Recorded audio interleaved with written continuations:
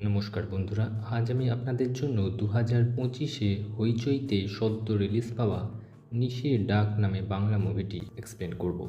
যারা এখনও দেখেননি তাদের বলবো মুভিটা খুবই গা ছমছমে, তাই অবশ্যই দেখে আসুন, কারণ এক্সপ্লেনেশনে অনেক স্পয়লার দেওয়া আছে। তাহলে চলুন দেরি না করে শুরু করা যাক। গল্পের প্রথম দৃশ্যে 1940-এর দশক দেখানো হয়। আমরা নারায়ণ নামে এক গায়ককে দেখি, যার একটা সঙ্গীতের দল ছিল, কিন্তু আজ তাকে একাই পারফর্ম করতে হবে এক জায়গায়। সে ঘোড়ার গাড়িতে করে বেরিয়ে পড়ে। রাস্তায় চালক আচমকা গাড়ি থামিয়ে কোথাও নিরুদ্দেশ হয়ে যায় রহস্যময়ভাবে, আর নারায়ণের গাড়ির বাইরে থেকে কোনো মহিলা কণ্ঠে গান শোনা যায়। আর সেই কণ্ঠস্বর নারায়ণের নাম ধরে ডাকে। নারায়ণ ডাকে সাড়া দিয়ে দরজা খুলতেই ভয়ানক এক হাত এসে গাড়ির দরজা ধরে। আর আশ্চর্য ব্যাপার, নারায়ণ ভয়ে বৌঠান বলে সেই রহস্যময় নারীকে চিনতে পারে। পরের দিন সকালে গ্রামবাসীরা সেতারের তারে ফাঁস লাগানো অবস্থায় নারায়ণকে একটি বট গাছে মৃত অবস্থায় পায়। পরের দৃশ্যে আমাদের বর্তমান সময় দেখানো হয়। 6 জন বন্ধুদের দল দেখানো হয়, যেখানে 2জন মেয়ে, একজন তিতলি আর একজন মেঘলা, আর 4জন ছেলে, যারা হলো অনির, ঋতু, অরুণ আর নীল। নীল হলো তিতলির বয়ফ্রেন্ড।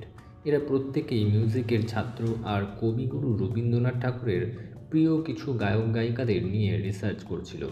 তারা কবিগুরুর পুরানো চিঠি থেকে নিশিগন্ধা নামে এক গায়িকার নাম পায়, যে কবিগুরুর খুবই প্রিয় ছিল। তারা নিশিগন্ধাকে নিয়ে রিসার্চ করবে বলে ঠিক করে, কিন্তু এই নামের কোনো গায়িকার কথা ইন্টারনেটে খুঁজে পাওয়া যায় না। কিন্তু আশ্চর্য ব্যাপার হলো, অরুণ নিশিগন্ধার ব্যাপারে সব জানতো, আর সে কোন গ্রামে থাকতো সেটাও জানতো। অরুণ বলে সেই গ্রামে তার একজন আত্মীয় থাকে, সে সবাইকে সেখানে নিয়ে যেতে পারবে, আর থাকা খাওয়ার ব্যবস্থা সেই করে দেবে। এরপর সবাই নিশিগন্ধার গ্রাম সোনামুখীর উদ্দেশ্যে বেরিয়ে পড়ে। রাস্তায় চা খেতে দাঁড়ালে চাওয়ালা তাদের এক আশ্চর্য কথা বলে। সে বলে গ্রামটা নাকি অভিশপ্ত, আর ওখানে কোনো উৎসব হয় না।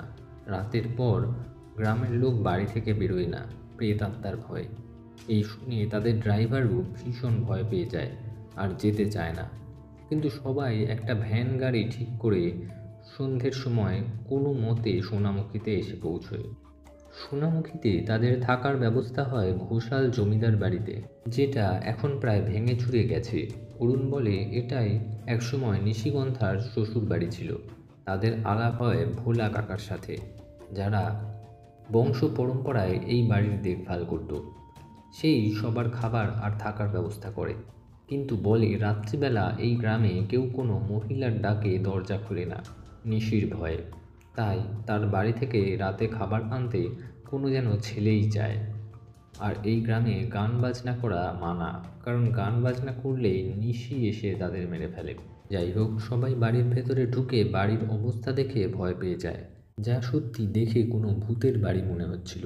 সবাই অরুণকে এরকম একটা জায়গায় আনার জন্য দুষতে থাকে, আর পরের দিনই চলে যেতে চায়। অরুণ বলে তার আত্মীয় নিশিগন্ধার ব্যাপারে জানে, কাল তার ইন্টারভিউ নিয়ে তারা এখান থেকে চলে যাবে। সে বলে সে এখন তার সাথে কথা বলে আসবে, যাতে সে কাল এসে ইন্টারভিউ দিয়ে যায়। এই বলে সে বেরিয়ে যায়। এদিকে তিতলির দুর্গামণ্ডপে রাখা এক অসম্পূর্ণ দেবী মূর্তি দেখে কিছু যেন মনে পড়ে, আর জায়গাটাও তার খুব চেনা মনে হয়। এদিকে অরুণ সেই আত্মীয়র বাড়িতে গিয়ে মা বলে বাইরে থেকে ডাকে। আমরা জানতে পারি যে আত্মীয়র কথা সে বলছিল আসলে সে তার মা। সে এই কথাটা কোনো বন্ধুদের জানায়নি। তার মা তাকে দেখে ভীষণ ভয় পেয়ে যায়, তাকে গ্রাম ছেড়ে চলে যেতে বলে, না হলে নিশি তাকে মেরে ফেলবে। নিশির ভয়েই তিনি ছেলেকে নিজের থেকে দূরে রাখতেন। অরুণের মা অরুণকে বলে যে তার বাবা আর দাদুকে এই নিশি হত্যা করেছে। মুভির শুরুতে দেখানো নারায়ণ আসলে অরুণের দাদু। অরুণের মা বলে এই বংশে কেউ গান বাজনা করলেই নিশি তাদের মেরে ফেলে। ফেরত আসার পথে অরুণকে তার মার কণ্ঠস্বরে নিশি পিছন থেকে ডাকে, আর অরুণ তাতে সাড়া দিয়ে ফেলে, আর নিশি তাকে মেরে ফেলে। এদিকে সবাই রাজবাড়িতে ঘুমিয়ে পড়েছিল, শুধু তিতলি জেগেছিল। সে অদ্ভুত আওয়াজ শুনতে পেয়ে একাই আওয়াজটার পিছু করে বেরিয়ে এসে এক জায়গায় অরুণকে ঝুলন্ত অবস্থায় পায়। অরুণকে গিটারের তার দিয়ে হত্যা করা হয়েছিল। এই দৃশ্য দেখে তিতলি ভয়ে চিৎকার করে ওঠে। পরের দিন পুলিশ এসে ইনভেস্টিগেট করলে পুলিশ বলে অরুণকে হত্যা করা হয়েছে, তাই ইনভেস্টিগেশন শেষ না হওয়া পর্যন্ত তারা যেন এই গ্রাম ছেড়ে না যায়। তখন ওই বন্ধুরা পুলিশ প্রোটেকশনের দাবি করে, কারণ হত্যাকারী তাদেরও মারতে পারে। কিন্তু নিশির ভয়ে কোনো পুলিশই রাতে তাদের সাথে বাড়িতে থাকতে চাইছিল না। ফলে অন্য থানার এক কনস্টেবলকে রেখে পুলিশ বিদায় নেয়। অরুণের মা খুব ভেঙে পড়েছিল। বাকি বন্ধুরা তাকে নিশির ব্যাপারে জিজ্ঞেস করলে তিনি বলেন, বহু বছর আগে অরুণের দাদু নারায়ণের এক গানের দল ছিল, যে দলে এই বাড়ির ছেলে রাজশেখর গান গাইত। আর এছাড়া মহেন্দ্র বাঁশি, দীপঙ্কর এসরাজ, ধীমান তবলা, কাশীনাথ খোল আর হেমচন্দ্র সরোজ বাজাতেন। এই নিশি এদের আর এদের বংশধরদের এক এক করে খতম করে যদি তারা এই গ্রামে আসে বা কখনো গান গায়। আর এই রহস্যময় মৃত্যু শুরু হয় নারায়ণকে দিয়ে। এর বেশি তিনি আর কিছু জানেন না। এরপর অতীতের এক ঝলক দেখানো হয়, যেখানে আমরা দেখি নারায়ণ আর বাকিরা খুব ভালো বন্ধু ছিল, আর এদের কারোরই চরিত্র ভালো ছিল না। বাড়িতেই কাজ করা পান্না নামে একটি বাচ্চা মেয়ের ওপর এদের কুদৃষ্টি ছিল। যাই হোক, নারায়ণের মৃত্যুতে মহেন্দ্র ভীষণ ভয়ে ছিল, কারণ তার ধারণা এরপর নিশি তাকে হত্যা করবে। তাদের কথাবার্তায় বোঝা যায় যে তারা কোনো খারাপ কাজ করেছে, আর সেই জন্যই এই নিশি তাদের পিছু নিয়েছে। আর ঠিক তাই হয়, নিশি মহেন্দ্রকে বাঁশি দিয়ে হত্যা করে। এরপর আবার আমরা বর্তমানে ফিরে আসি, যেখানে বাড়ির মধ্যে তিতলির রহস্যময় অভিজ্ঞতা হতে থাকে। এক রাতে সে একটা ঘর থেকে গান গাওয়ার আওয়াজ পায়, আর সে আয়নায় নিজেরই শাড়ি পরে থাকা প্রতিচ্ছায়া দেখে অজ্ঞান হয়ে যায়। জেগে উঠলে সে রহস্যময় এক বৃদ্ধা মহিলাকে দেখতে পায়, যে তাকে খুব পরিচিতের মতো কথা বলছিল।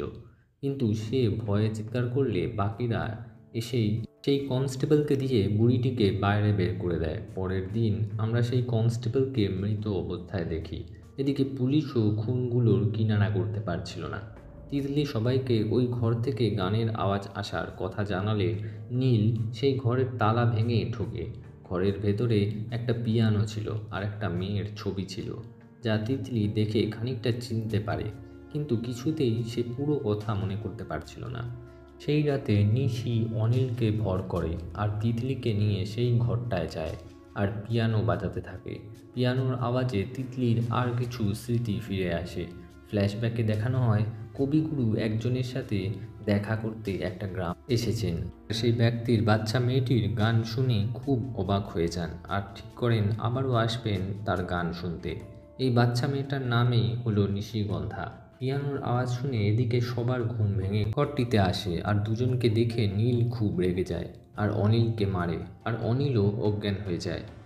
পরের দিন অনিলের হুঁশ ফিরে আসে আর বলে নিশি তাকে বশ করেছে আর এই সব কাজ তাকে দিয়ে করাচ্ছে, আর কানে সে নিশির কথা শুনতে পায়। সেই রাতে অনিল তিতলিকে আবার সেই ঘরে নিয়ে যায়, যেখানে সেই বুড়িটাও ছিল। অনিল তাকে কিছু পুরানো চিঠি বের করে তিতলিকে দেয়। তিতলি এরপর পূর্বজন্মের কিছু স্মৃতি মনে পড়ে। এই চিঠিগুলো তিতলি আগের জন্মের তার প্রিয় বান্ধবী নিশিগন্ধাকে লিখেছিল। আমরা ফ্ল্যাশব্যাকে তা দেখতে পাই। আগের ফ্ল্যাশব্যাকে নিশিগন্ধার আর আগের জন্মে তিতলি দুজনে প্রিয় বন্ধু ছিল। নিশিগন্ধা খুব ট্যালেন্টেড গায়িকা ছিল। নিশিগন্ধা রাজশেখরকে বিয়ে করে চলে আসে এই বাড়িতে, আর এই বুড়ি মহিলাটাই হলো সেই পান্না নামের বাচ্চা মেয়েটি। পান্না তিতলিকে দেখেই চিনতে পেরেছিল, কিন্তু পুরো কথা মনে পড়ার আগেই সবাই সেখানে চলে আসে আর পান্নাকে বাড়ি থেকে এবার বের করে দেয়। কিন্তু এতে নিশি রেগে গিয়ে অনিলকে সিঁড়ি দিয়ে ফেলে মেরে ফেলে। এবার নীলও বিশ্বাস করে যে নিশি সত্যিই আছে। এখনো পর্যন্ত 3টে রহস্যময় মৃত্যু হয়ে গেছে এই বাড়িতে, কোনোটাই পুলিশ বুঝতে পারছিল না। এদিকে তিতলি আগের জন্মের কথা খানিক মনে আসায় সে জঙ্গলে পান্নাকে খুঁজতে বেরোয়। পান্নাকে খুঁজে পেলে পান্না অবশেষে পুরো কাহিনী বলে। পান্না বলে প্রতি বিজয়ায় রাজবাড়িতে গানের আসর বসত, আর রাজশেখর আর তার বন্ধুরা গান গাইত। বহু নামি দামি ব্যক্তি আসত। একবার কবিগুরু স্বয়ং এসেছিলেন গান শুনতে, আর আসরে নিশিগন্ধাকে দেখে চিনতে পেরে তাকে গান গাইতে অনুরোধ করেন। গান গাইলে সবার সামনে তিনি রাজশেখরের চেয়েও নিশিকে বেশি ট্যালেন্টেড বলে প্রশংসা করেন। আর বলেন পরের বার আবার তিনি নিশির গান শুনতে আসবেন। নিশির এই প্রশংসা শুনে রাজশেখর আর তার বন্ধুরা হিংসায় অপমানে ভেতরে ভেতরে জ্বলতে থাকে। এদিকে পরের বছর বিজয়াতে কবিগুরু আসতে পারেননি অসুস্থতার জন্য। তিনি নিশিকে একটি চিঠি লেখেন আর একটা তানপুরা উপহার পাঠান।